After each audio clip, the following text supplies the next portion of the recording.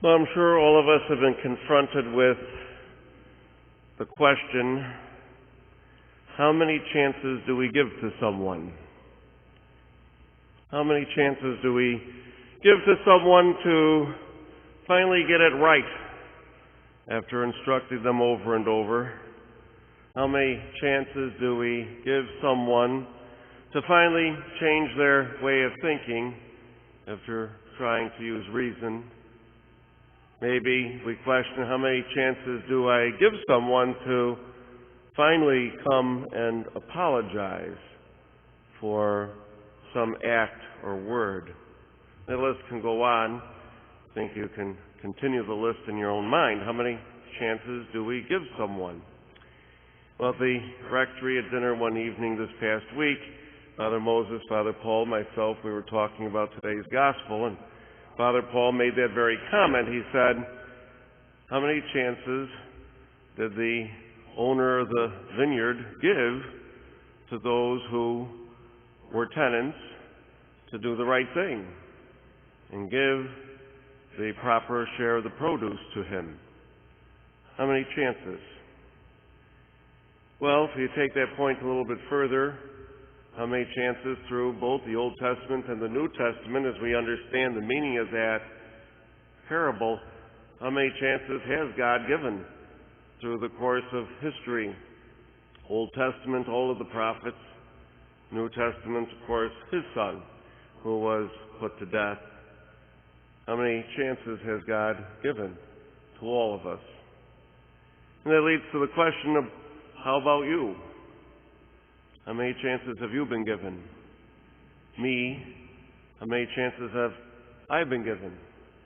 And for all of us collectively as a community, how many chances have we been given? How many chances do we need to be given to finally affect some change of direction of our own personal life and the life of our community, nation, world?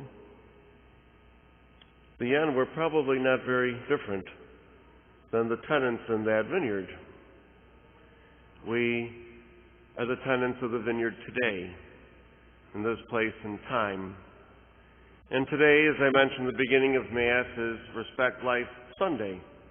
And it is traditionally the day that we would have our life chain on Niagara Falls Boulevard canceled because of COVID.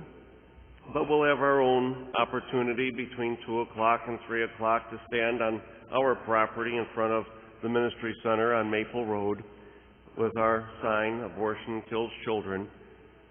2 o'clock to 3, we invite all of you to come.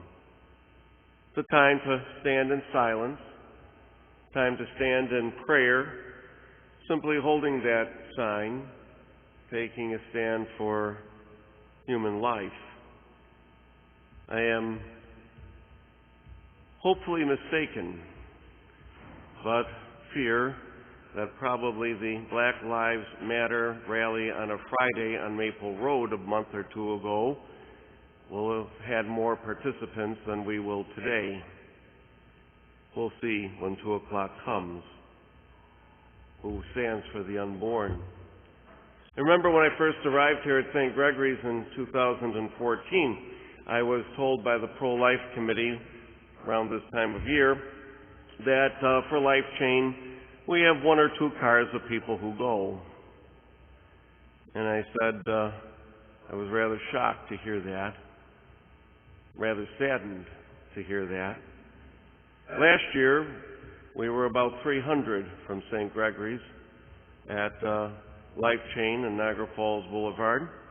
I received many compliments on that from parishioners as well as people from the diocese. And I thought to myself, 300 people out of 18,000, even under the new math, that's 1.7%. I do not consider that a great accomplishment at all. How many chances do we really need to stand for human life? How many chances do we need to stand for the unborn, and now in the light of partial birth abortion? How many chances do we need to stand for the the ill and the aged, with many bills in our own state being put forward for physician-assisted suicide. We couch it and sugarcoat it with nice words like dying with dignity, but it's physician-assisted suicide. How many chances do we need to really evaluate capital punishment and call for rehabilitation and the need for conversion? How many chances do we need to address the issue of racism and prejudice? Huge issue this year, brought to the forefront of the entire world. How many chances do we need to address what we speak and think of different people because of their ethnic background, the color of their skin, their social economic status, or perhaps their orientation?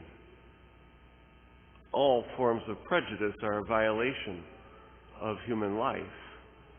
How many chances do we need to address that matter?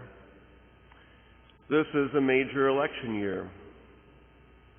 How many chances do we need to effect a change?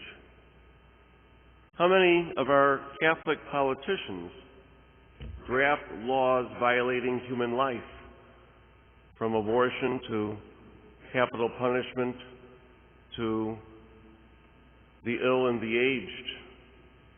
How many of our local representatives on the state level and federal level and Congress call themselves good Catholics, but yet draft and vote in favor of the destruction of human life? Is that not the gospel today coming to life? What did we hear? Let us kill him. Huh? Let us kill him. That's what we heard when the Son came. And many of us knowingly put these people into office. And many of us perhaps unknowingly, because we don't take the time to study and research what they stand for, put them into office. How many leaders of our own Catholic institutions will not take a stand for human life? In my life, I have interacted with many such leaders in our own diocese. They are afraid. They're afraid to take a stand for human life because if it's a school, we might lose our students. Or if it's a school or other type of agency, we'll lose our benefactors, we'll lose support.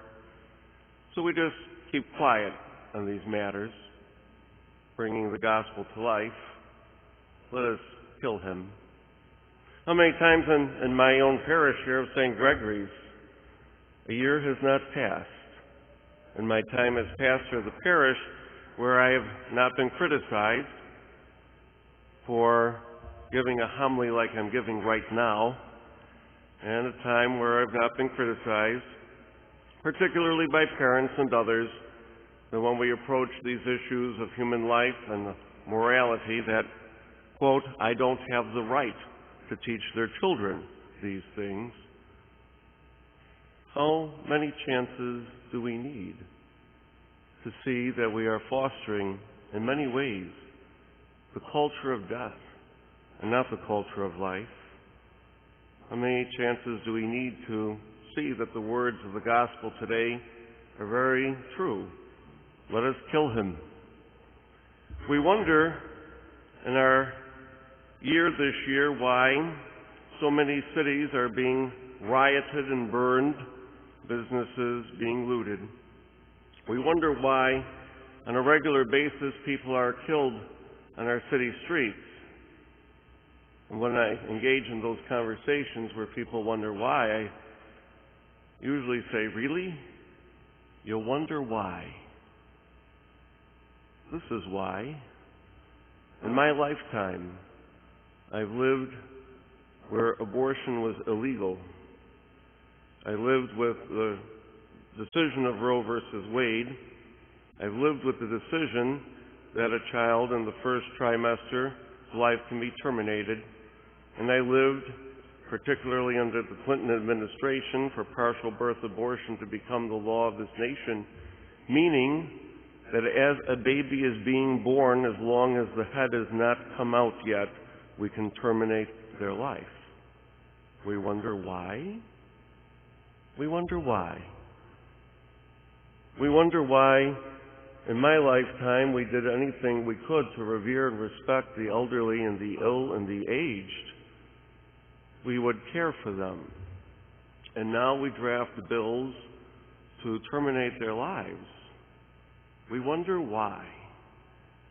We wonder why, when I look back my days growing up in the city of Buffalo, Mayor Griffin, who had his wonderful slogan every snowstorm, get a six-pack and a beer and go home, but who also, every single interview he gave, he sat at his desk in City Hall, and every single interview he gave, it was inescapable, right behind his head, a sign that said, "Abortion kills children." We used to have leaders that believed that way. Today, we have very few who do, and we wonder why. We wonder why we have so many problems and so much unrest. How long and how many chances will it take for us to understand we are promoting a culture of death and we are not promoting a culture of life? And it is up to us to take a stand for the gift of human life. I invite you to do so this afternoon on our front lawn. I invite you to do so when you vote in November. And I invite you to do so with all of the decisions that you make as you assist in raising the next generation to think in terms of life and not in terms of death.